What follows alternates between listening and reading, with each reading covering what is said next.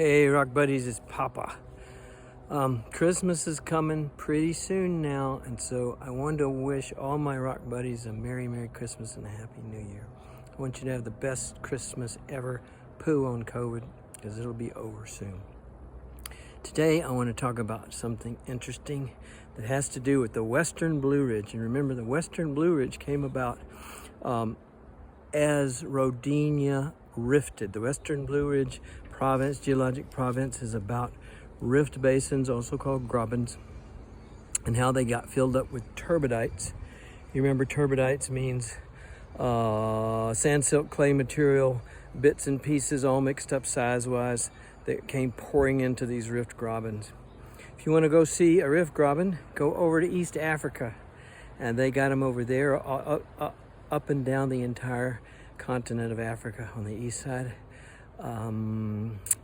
The Dead Sea is a giant, and Israel's a giant rift groben too. It's getting very salty.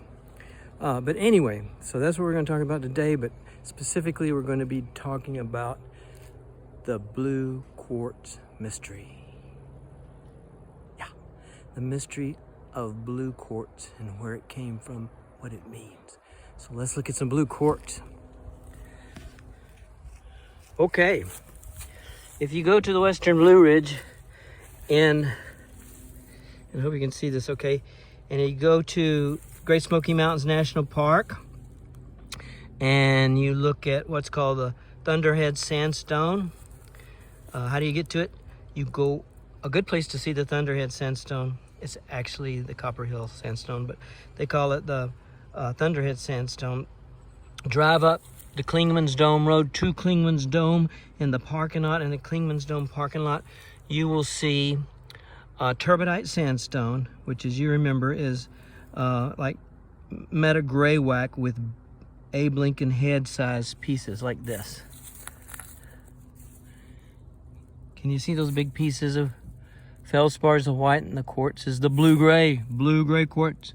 Here's one that I wet down so you could see the pieces of blue-gray quartz, and here's another piece that you might be able to see some blue-gray quartz. So this Thunderhead Sandstone is full of this blue-gray quartz pebbles, rough blue-gray quartz pebbles.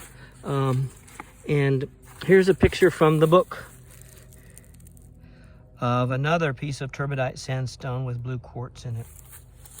The Thunderhead Sandstone has lots of blue quartz in it. Yeah. So you go to the Clingmans Dome parking lot, and the rocks all along it are just loaded with blue quartz. Now, why am I calling turbidite sandstone? Why don't I just call it metagraywacke? The reason is that this turbidite sandstone that we're talking about in the parking lot of Clingmans Dome, geologists call it the Thunderhead Sandstone, but it's not strictly sandstone. Sandstone has grains all of equal sizes, and it's been well sorted and well cleaned, so that can be very confusing. That's why I call it turbidite sandstone, to keep the sandstone name, because they call it sandstone, but just to remind myself and everyone else, all my rock buddies, that it's a turbidite deposit. You could call it Abe's head metagraywacke as opposed to Abe's ear metagraywacke. But the bottom line is, you go there, if you go to Fort Mountain State Park, you will also find some of this delicious turbidite sandstone with blue quartz in it. That's a mystery. Well, where does blue quartz come from? I've got a write-up in my book, and it talks about, first of all, blue quartz comes from very, very old granite gneiss. It could probably come from other rocks, but mostly it's granite gneiss. Granite gneiss, you know, is granite that has experienced a bunch of metamorphism.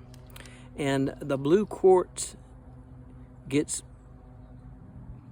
turns from its typical clear or gray color toward grayish and bluish as metamorphism gets greater. The more metamorphism a granite gneiss experiences, the more blue quartz it's going to get in there.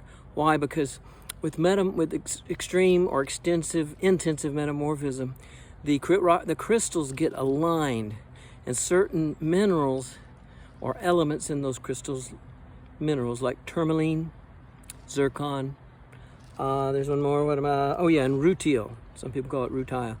They get aligned in a certain way that causes them to reflect a bluish or grayish light.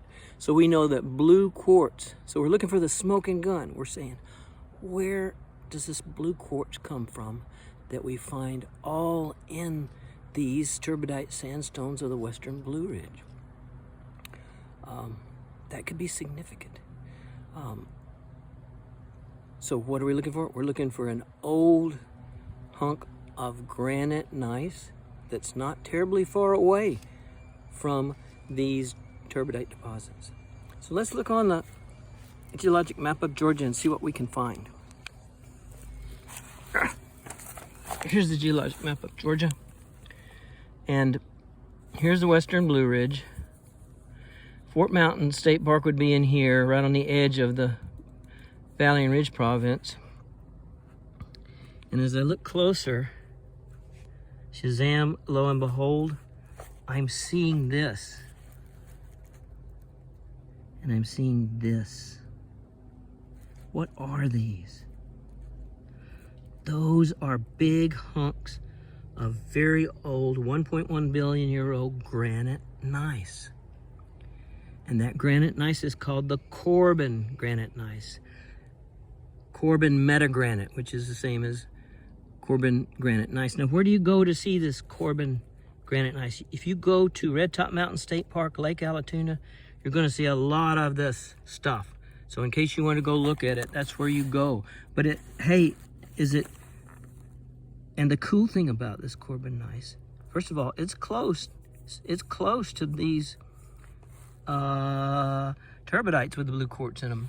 Let's just look at some examples of this Corbin and see what we find. Here's an example. And here's another example. It's probably hard to see, but there's blue quartz in here. Blue-gray quartz. There's also big smashed up feldspar hunks. There's a nice feldspar hunk in that. The quartz in here is blue quartz. And I hope you can see that. It's not like blue like a blue violet or anything, but it's bluish. And if you look up Corbin Metagranite or Corbin granite gneiss, you'll find that it is the write-ups say that it has blue quartz in it. So you can see the stuff is variable, but it has blue quartz. So we've got a highly metamorphosed ancient granite gneiss that has blue quartz located close to the area where our turbidite sandstones are located. That looks like a smoking gun to me. Let's look for even more evidence. And I may be getting out on a geologic limb for some geologists, but I'm going by research papers written up by Dr. Rast of, I forget his first name, but Dr. Rast of Kentucky, University of Kentucky. He's passed away now, but basically in the book we're gonna see this picture. This is the rifting process of Rodinia. Here's the main rift. An ocean is going to be formed in there. This is the eastern edge of Laurentia or Proto-North America. Look at this. This is the rift that's going to create the rifted hunk that drifted off into the ocean that's forming and would later on become a volcanic island arc. Look at this. These are horst and grabens. These are rift grabens, rift basins. Horst means a high spot.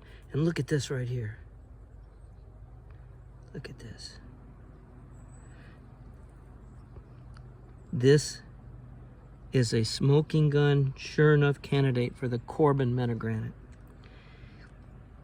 Rast and associates noticed that whatever has eroded from this center horst has blue quartz in it, whichever side it's come from.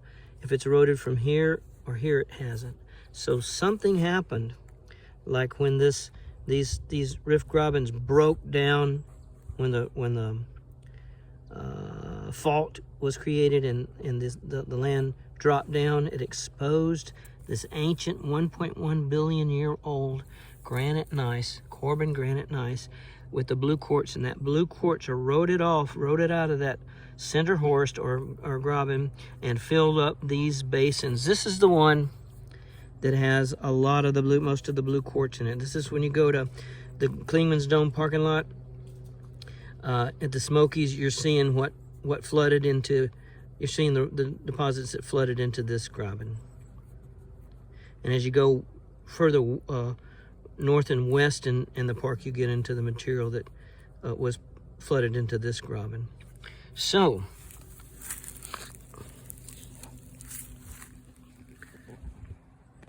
that is my take on the blue quartz, and the mystery of the blue quartz has been solved.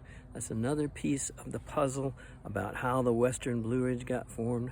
I hope you enjoy it, and also please make comments. Ask me any question about anything, and also, you know, if you liked what I'm saying, good. If you don't, that's fine too. If you find corrections you want to make, that's fine too, because I'm not too old to learn.